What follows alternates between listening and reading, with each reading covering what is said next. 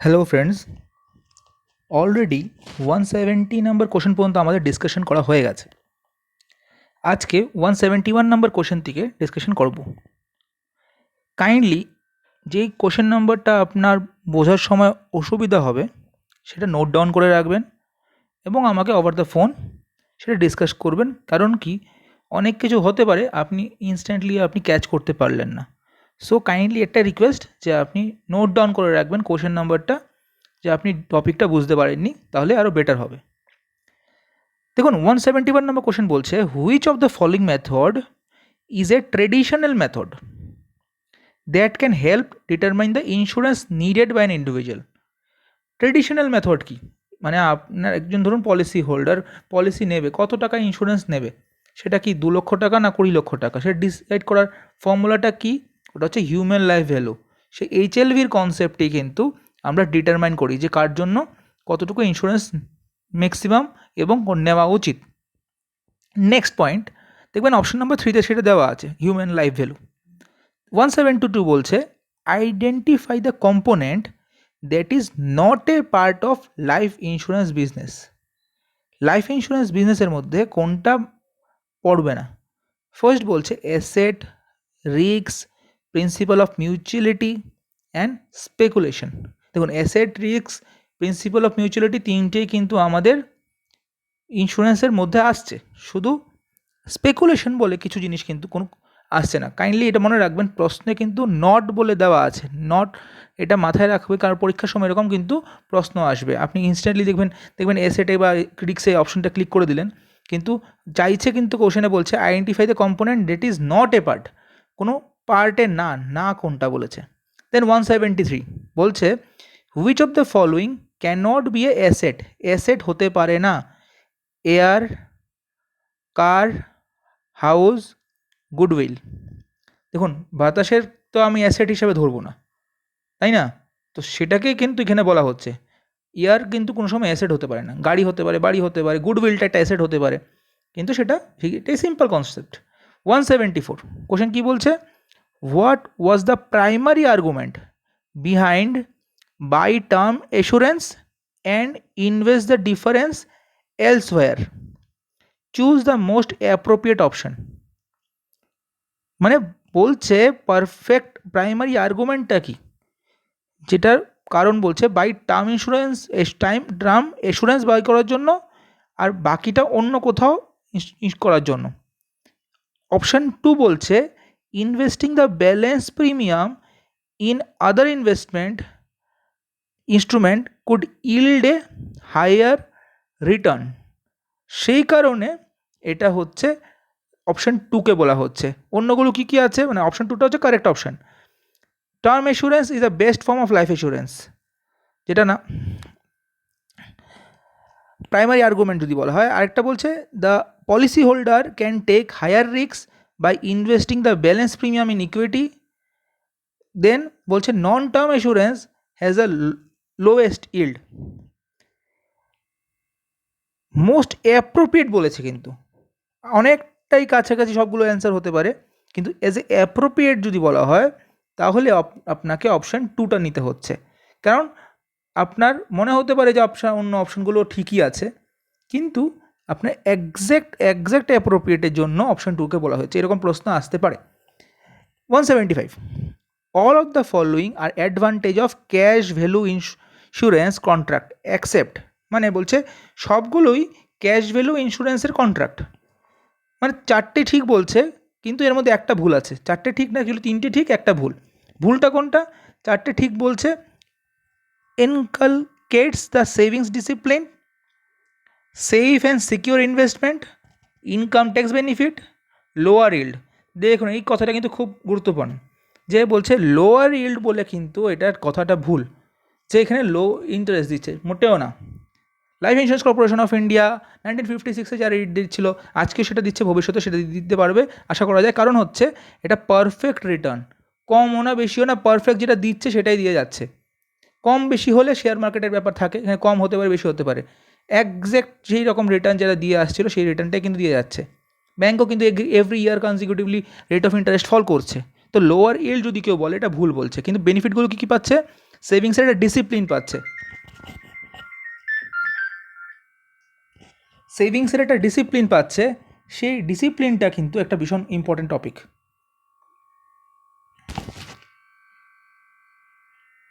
Then 176, all of the following are the disadvantage of cash value insurance contract. Cash value ইন্স্যুরেন্সের জন্য বলছে একটা disadvantage,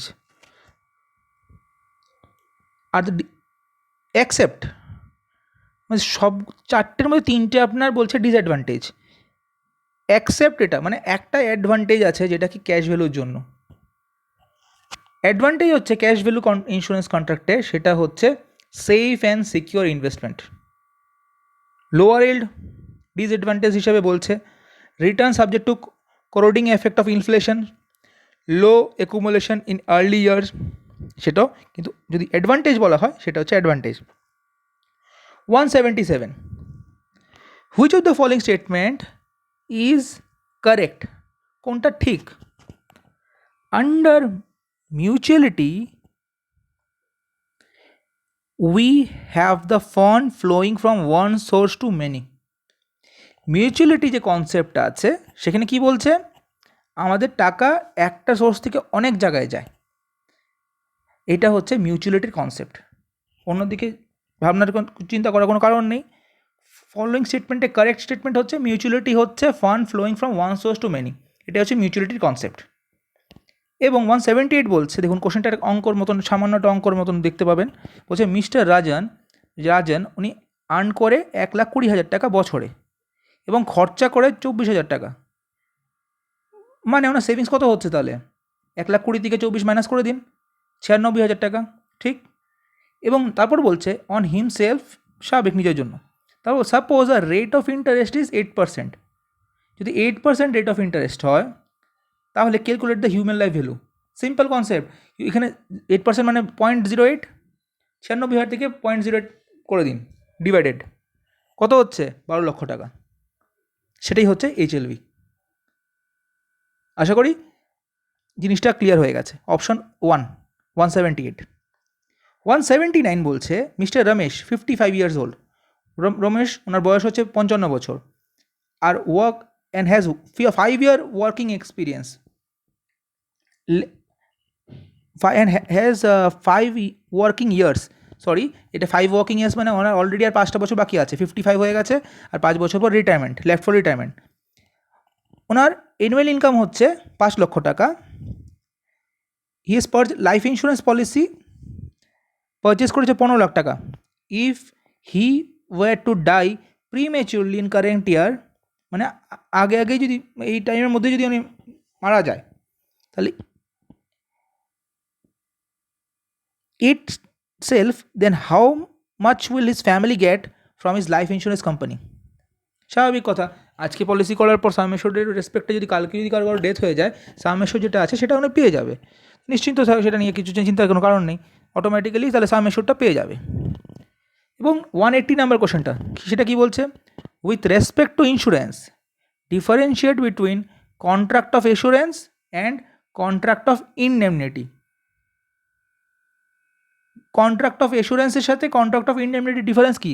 under 3 number অপশনটা দেখুন, under contract of assurance benefit payable is determined before the event occur, মানে contract of এসুরেন্সে benefit যেটা পাওয়া যাবে ওটা হওয়ার আগেই আমি বলে দিতে পারি, মানে এটা পাবোই আমি যদি কিছু হয়ে যায়। কন্ট্রাক্ট অফ এসুরেন্স মানে কি, লাইফ ইন্স্যুরেন্সের যে ক্ষেত্রে কী হচ্ছে আমি বলতে পারি যে 5 বছর পর যদি এরকম কিছু ঘটনা ঘটে যায় তাহলে আমার সাম এশিওর্ড এবং বোনাস যেটা হচ্ছে সেটা আমার ফ্যামিলি পাবে, নমিনি, এবং সেটা কিন্তু আমি আগে থেকেই বলতে পারছি। এটাই হচ্ছে মেইন ডিফারেন্স, আগে থেকেই আমি কিন্তু বলতে পারছি। কিন্তু ফর ইনডেমনিটির ক্ষেত্রে সেটা কিন্তু বলা যাবে না, যে গাড়ির যদি কিছু হয়ে যায় তো আমি কী পার্টস খারাপ হয়েছে আগে থেকে বলা সম্ভব না। তো এটাই হচ্ছে ডিফারেন্স বেসিক্যালি, যেটা অপশন নাম্বার 3-তে বলা হচ্ছে। এবার চলে আসি 181 নম্বর কোশ্চেন। 181 কোশ্চেন বলছে মিসেস প্রযোক্তা যিনি ইনকাম করছে 2,40,000 টাকা বছরে অ্যান্ড স্পেন্ড করে 1 লক্ষ টাকা প্রতি বছর নিজের জন্য, মিন্স ইনকাম বাকি থাকছে 1,40,000 টাকা সেভিংস হচ্ছে, The market rate is 7%.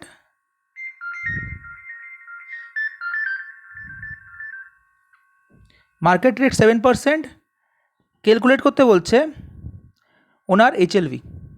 Simple, 1,40,000 divided by আপনার 0.005, যেটা হচ্ছে আপনার 20 লক্ষ টাকা। সেম কনসেপ্টে অলরেডি আমাদের কোশ্চেন ডিসকাস করা হয়েছে, এখানেও কিন্তু সেটাই করতে বলা হয়েছে। নেক্সট আসছি, compare the probability of A contingent event with regard to life assurance and general insurance. Probability of contingent event মানে হচ্ছে probability of event happening increases in case of life assurance and stays constant in case of general insurance. মানে হচ্ছে probability বলা যেটা মানে chance, যেটা হওয়ার চান্সটা বেশি, সেটা ইনক্রিজ করছে বয়সের সাথে সাথে একজন লাইফ ইন্স্যুরেন্স পলিসি মানে নর্মাল মানুষ হিউম্যানের জন্য। কিন্তু জেনারেল ইন্স্যুরেন্সে একটা গাড়ির ক্ষেত্রে দেখবেন সেটা কনস্ট্যান্ট হিসাবেই ধরা হচ্ছে, যে এটা হলে আপনার এত টাকা এটার জন্য এরকম করে হবে। কিন্তু চান্স অফ অকারেন্স বয়স হলে কিন্তু অটোমেটিক্যালি সেখানে চান্স অফ অকারেন্সটা বেশি। এখানে এটাই বলা হচ্ছে what is probability of contingent event, মানে কন্টিনজেন্ট মানে probability of event happening increases depend upon life ইন্স্যুরেন্সের জন্য, আর কনস্ট্যান্ট থাকছে জেনারেল ইন্স্যুরেন্সের জন্য। 183 নম্বর পয়েন্ট বলছে analyse the following two statement. দুটো স্টেটমেন্ট দেওয়া আছে, statement 1, statement 2। Determine the true কোনটা আছে। প্রথম স্টেটমেন্ট কি বলছে, the contingent event occurred certainly in case of general insurance. Occur certainly নিশ্চয়ই না। আর সেকেন্ড বলছে contingent event ochre certainly in life insurance. দেখুন, কেউ মারা যাবে এটা গ্যারান্টেড, কবে মারা যাবে সেটা বলা যাচ্ছে না, তো সেটা হবেই সেটা বলা যাচ্ছে লাইফ ইন্স্যুরেন্সের ক্ষেত্রে। সেই জন্য আগে হতে পারে পরে হতে পারে, কিন্তু পরে যখনই হবে না কেন এটা শিওর, কিন্তু গাড়িটা খারাপ হবেই গ্যারান্টেড সেটা কিন্তু বলা যায় না। সেই জন্য সেরকম ব্যাপারটা এখানে কিন্তু বলা হচ্ছে অপশন নাম্বার 2টা হচ্ছে কারেক্ট অপশন 183 জন্য। Statement 2 is correct.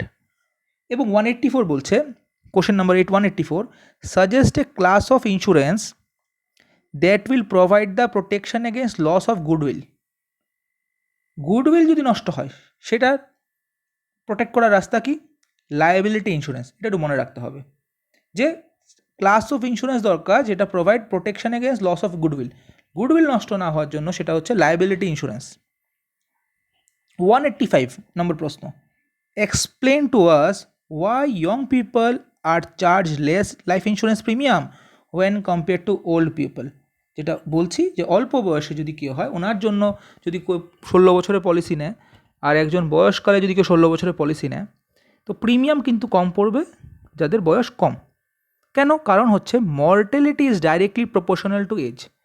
ধরা হচ্ছে যে অল্প বয়স ওনার মারা যাওয়ার নর্মালি চান্সটা কম কম্প্যারিজন টু যাদের বয়সটা বেশি। সেই কনসেপ্টটা ওয়ার্ডটাকে নাম দেওয়া হয়েছে মর্টালিটি, MORTALITY। মর্টালিটিটা ডাইরেক্টলি প্রপোর্শনাল, মানে এটা ইকুয়ালস টু বলতে পারেন ওনার বয়সের সাথে। সেটাই অপশন নাম্বার 3তে বলা হচ্ছে।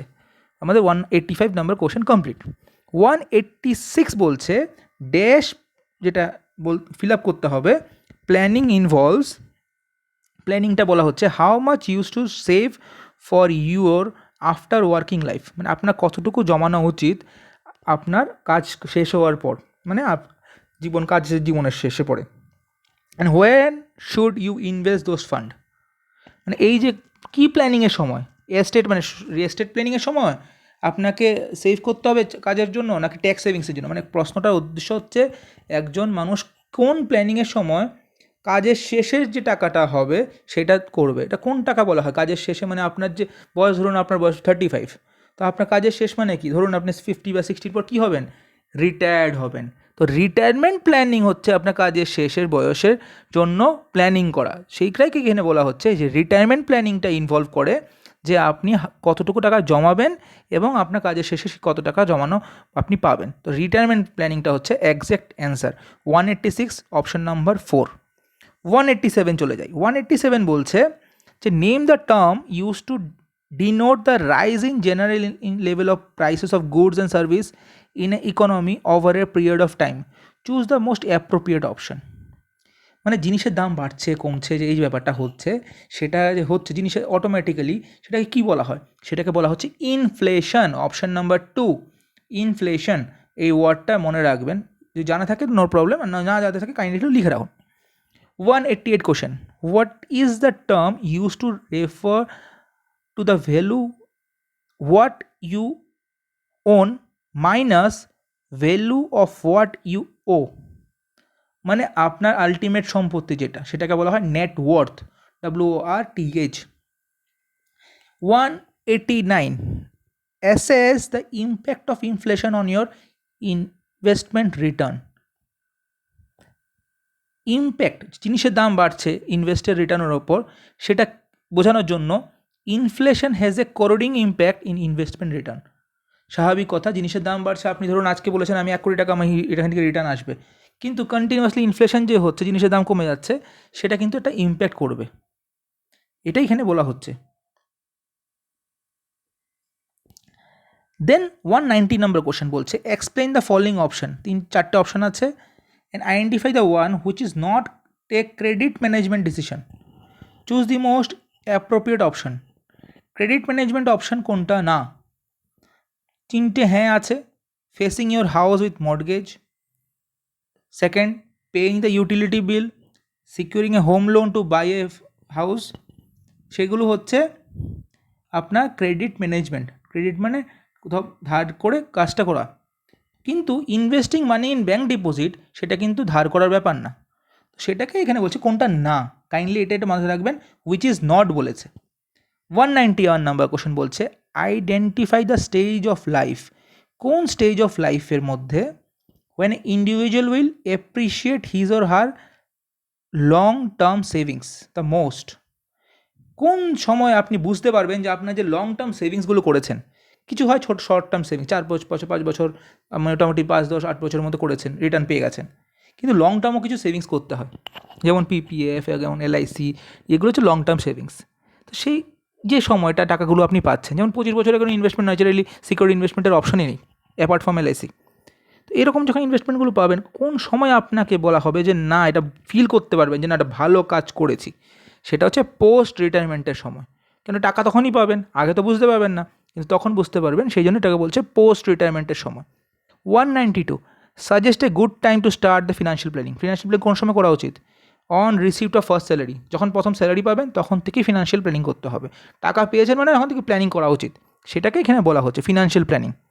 193, creating a current cash flow statement and balance sheet help with which step of financial planning process?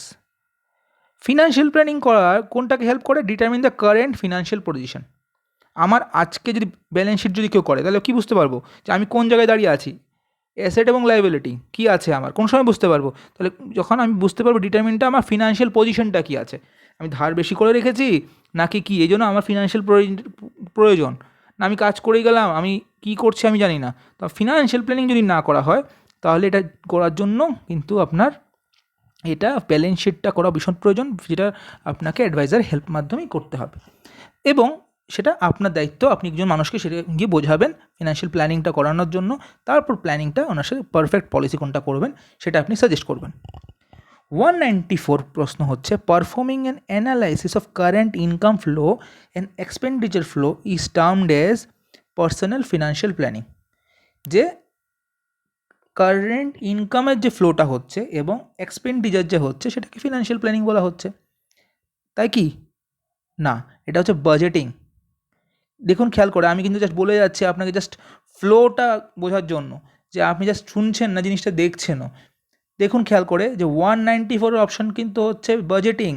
বাজেটিংটা হচ্ছে ইনকাম ফ্লোকে বলার জন্য, ফিনান্সিয়াল প্ল্যানিং হচ্ছে ডিফারেন্ট থিং, ওয়্যারএজ আপনার analysis of current income flow and expenditure flow ওটাকে বলা হচ্ছে budgeting, not personal financial planning. Just ইচ্ছে করে এটা আমি কিন্তু দেখাচ্ছিলাম যে আপনারা টাইমলি দেখছেন কি না, তার কারণে আমি দেখাচ্ছি যে personal financial planning is different. ওখানে আপনার ফিনান্সিয়াল প্ল্যানিং করা টোটাল যে সিস্টেমটা, যেটা আপনাকে আগের অপশনই হচ্ছে, সেটা হচ্ছে আপনার ক্যাশ ফ্লো কী হচ্ছে ব্যালেন্স শিটের মাধ্যমে দেখানো, সেটা টোটাল প্রসেসটাকে ফিনান্সিয়াল প্ল্যানিং বলা হচ্ছে। ওয়ারেজ performance on analysis of current income flow আর এক্সপেন্ডিচার ফ্লো সেটা হচ্ছে বাজেটিংয়ের মাধ্যমে আমরা বলে থাকি। জাস্ট কনফিউশন যেন না হয় সেই কারণেই আমি এটা করেছি। 195. Which of the following is the least likely way that you may benefit from having a understanding of finance, personal finance? বলছে হুইচ অফ দ্য ফলোইং, চারটে অপশনের মধ্যে লিস্ট সবচেয়ে কম বেনিফিট হবে, যেটা বলতে পারেন মেকিং ইউর ফাইন্যান্সিয়াল প্ল্যানিংয়ের মাধ্যমে। সেটা দেখুন তিনটে অপশন ঠিক আছে, তিনটে অপশন যেগুলো ঠিক আছে সেটা হচ্ছে make your on financial decision. যদি আপনার জিনিসটা বোঝা থাকে ভালো, তাহলে আপনি ফার্স্ট অপশন তো হবেই না, কেন কি becoming director of large bank financial প্ল্যানিংয়ের সাথে ওটার কোনো সম্পর্ক নেই। সেকেন্ড অপশন বলছে making your own financial decision, নিশ্চয়ই আপনার যদি ভালো আন্ডারস্ট্যান্ডিং থাকে নিজের পার্সোনাল ফিনান্সের সম্বন্ধে আপনি ভালো ডিসিশন নিতে পারবেন। থার্ড অপশন বলছে ফিনান্সিয়াল প্ল্যানার ভালো হতে পারে, নিশ্চয়ই। দেন লাস্ট অপশন বলছে accessing the advice of another financial planner, আপনি আরেকজনের যখন উপদেশ দেবে সেটা আপনি বুঝতে পারবেন। বাট ডাইরেক্টর ব্যাংকের হয়ে যাওয়ার সেটা কিন্তু সম্ভব না আপনার ভালো ফিনান্সিয়াল প্ল্যানিংয়ের যদি কেউ হয়ে থাকে, সেটা অন্য লেভেলের ব্যাপার, স্টাডি করতে হবে, ওখানে লেভেল অফ ব্যাংকের নলেজ থাকতে হবে, এটার সাথে কোনো রিলেশন নেই। এটা হচ্ছে না কোনটা বলেছে, বাকি তিনটে কিন্তু ঠিক আছে। 196 বলছে what is the purpose behind buying insurance, purpose কি প্রোটেক্ট এগেন আনসার্টেনিটি, কী হবে জানি না সেই জন্যই আমাদেরকে ইন্স্যুরেন্সটা নিতে হয়। 197 বলছে what happens in the distribution phase of retirement planning, distribution ফেজে কী হচ্ছে, corpus is converted into withdrawal and of annuities for meeting the income needs post retirement, মানে যে টাকাগুলো হচ্ছে ধরুন 35 বছর বা 30 বছর পর টাকাগুলো জমছে, সেখানে কী হচ্ছে টাকাগুলোকে আমরা অ্যানুইটি মানে পেনশনের মাধ্যমে আমরা টাকাগুলোকে কনভার্ট করার জন্য চেষ্টা করি, সেটাই হচ্ছে পোস্ট রিটায়ারমেন্ট ফেজের কাজ। 198 বলছে describe the purpose of tax planning, choose the most appropriate, tax প্ল্যানিংয়ের বেসিক কাজটা কি, planning your, second option planning your investment, আপনাকে প্ল্যান করতে হচ্ছে in a manner such that maximum benefit, ট্যাক্সে যদি বেনিফিট পাই মানে কি ম্যাক্সিমাম বেনিফিটটা পাওয়ার জন্য আমাদের মেনলি ট্যাক্স প্ল্যানিংয়ের সময় উদ্দেশ্যটা এটাই যে ইনভেস্টমেন্টকে ঠিকঠাক করার জন্য করি যেন ট্যাক্সটা যেন কম দিতে হয়, রাইট। তো সেটাই হচ্ছে 198।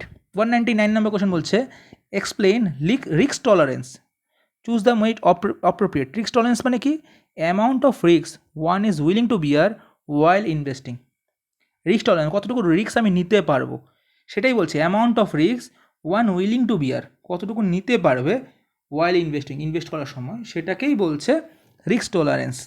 200 নম্বর এবং last question for this video, সেটা বলছে illustrate the computation a person would use to determine the current value of desired amount for future, person would use একজন মানুষ ইউজ করবে current value of desired amount, মানে আজকে আমি বললাম যে 10 লাখ টাকা আমার প্রয়োজন, কিন্তু এই সময় তখন যদি আমার দরকার হতো তো এরকম যদি টাকা পেতাম তাহলে খুব লাভ হতো, তো আজকের দিনে সেটা ধরে ক্যালকুলেশন করে সেটা বলতে হবে। তো present value of single amount, আজ প্রেজেন্ট ভ্যালুটাকে দেখে কিন্তু আমাকে প্ল্যানিং করতে হবে, সেটাই হচ্ছে 200 নম্বরের answer. Thank you very much for your patience and time, আশা করি নেক্সট ভিডিওগুলো আপনাকে হেল্প করবেন এবং যদি কোনো সমস্যা হয়ে থাকে কাইন্ডলি এটাও আমাকে শেয়ার করবেন।